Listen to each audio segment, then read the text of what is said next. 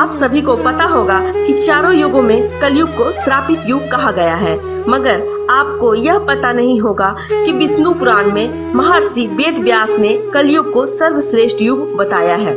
आइए जानते हैं कलयुग युगों में सर्वश्रेष्ठ क्यों है। उससे पहले अगर आप केयर फॉर भारत पर नए हैं तो हमारे चैनल को सब्सक्राइब जरूर कर लें। विष्णु पुराण के अध्याय 2 में वर्णित आज की यह कथा। एक दिन महर्षि वेद व्यास गंगा नदी में स्नान कर रहे थे। तभी कुछ मुनिगण वहां आए और उन्होंने देखा व्यास जी नदी में डुबकी लगाकर स्नान ध्यान कर रहे हैं। यह देखकर मुनिजन वहीं वृक्ष के तले बैठ गए। फिर कुछ समय के बाद महर्षि ध्यान से उठकर खड़े हुए तो कहने लगे, युगों में कलयुग, वर्णों में शूद्र और इंसानों में स्त्री सर्वश्रेष्ठ है। गंगा तट पर बैठे ऋषियों ने जब यह सुना तो उन्हें बड़ा ही आश्चर्य हुआ, क्योंकि उन्होंने तो अब तक यही सुना था, युगों में कलयुग श्रापित युग है, वर्णों में ब्राह्मण श्रेष्ठ है। यह ऋषि तो उल्टा ही बोल रहे हैं। फिर कुछ देर के बाद स्नान और नित्य कर्मों से निवृत्त होकर महर्षि वेद व्यास मुनियों के पास पहुँचे और उनसे पूछा, मुनिजन आप यहाँ कैसे पधारे? तब मुनियों ने कहा, हमें आप यह बताएं भगवान, आपने जो स्नान करते समय कहा कलयुग ही श्रेष्ठ है, शूद्र ही श्रेष्ठ है और स्त्रियां ही साधु और धन्य है, इसका क्या अर्थ है? आप जैसे महर्षि कुछ भी यूं ही व्यर्थ में नहीं बोल सकते हैं। हम पूरे विषय को समझना चाहते हैं। फिर वेद व्यास जी ने कहा, जो फल सतयुग में 10 वर्ष तपस्या, ब्रह्मचर्य, जप आदि करने से मिलता था, उसे मनुष्य त्रेता में 1 वर्ष में, द्वापर में 1 मास में और कलयुग में केवल 1 दिन और रात में प्राप्त कर सकता है।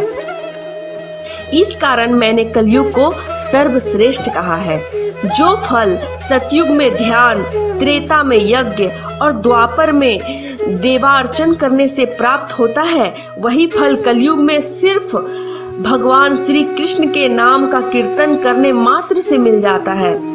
कलयुग में थोड़े से परिश्रम से ही पुरुष को महारता की प्राप्ति हो जाती है और इसलिए मैं कलयुग से अति संतुष्ट हूँ।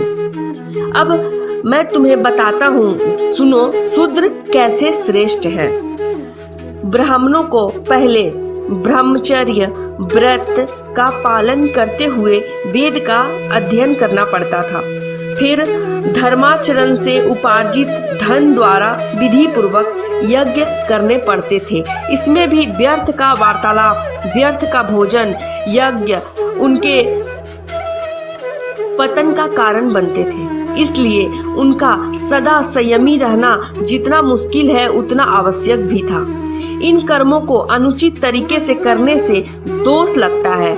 यहाँ तक कि भोजन और जल आदि का भी वे अपनी इच्छा के अनुसार भोग नहीं कर सकते थे, क्योंकि इनके सभी कर्मों में परतंत्रता रहती थी। इस तरह वे कई कलेशों से पार पाकर पुण्य लोक को प्राप्त होते थे। किंतु जिसे मंत्रहीन पाप यज्ञ का अधिकार है, वे शूद्र द्विजों की सेवा मात्र करने से ही सद्गति को प्राप्त कर लेते हैं। इसलिए वो अन्य जातियों की उपेक्षा दयंतर है। हे मुनि, शूद्र के बछावक्ष या पेयापेय का कोई नियम नहीं है, इसलिए मैंने कहा उसे कि शूद्र साधु है। अब स्त्रियों को किस के लिए श्रेष्ठ कहा है यह बताता हूँ। पुरुषों को तो अपने धर्मानुकूल प्राप्त किए हुए धन से सर्वदा सुपात्र को दान और विधि पूर्वक यज्ञ करना चाहिए। जैसा कि आप सभी जानते हैं, धन के उपार्जन तथा रक्षण में महाकलेश होते हैं और उसको अनुचित कार्यों में लगाने से कष्ट भोगने पड़ते हैं। उनसे बचने के लिए पुरुष निरंतर उपाय ढूंढता रहता है तथा शुभ कार्यों के द्वारा ही शुभ लोकों को प्राप्त होता है। किंतु स्त्रियां तो तन मन वचन से पति की सेवा कर उनकी हितकारिणी होकर ही पति के समान शुभ लोकों को प्राप्त कर लेती हैं। यह उत्तम नहीं तो और क्या है। सभी युगों में धर्म परायण के लिए अति कष्ट का सामना करना पड़ा है, पर ये अत्यंत दुष्ट कलयुग का सबसे और महान गुण यह है कि इस युग में केवल कृष्णचंद्र के नाम का संकीर्तन ही मात्र ही मनुष्य परम पद प्राप्त कर लेता है।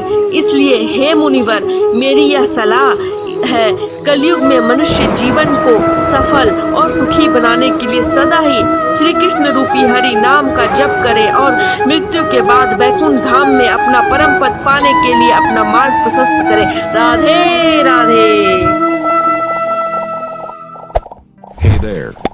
Subscribe to my channel. And also press this bell icon.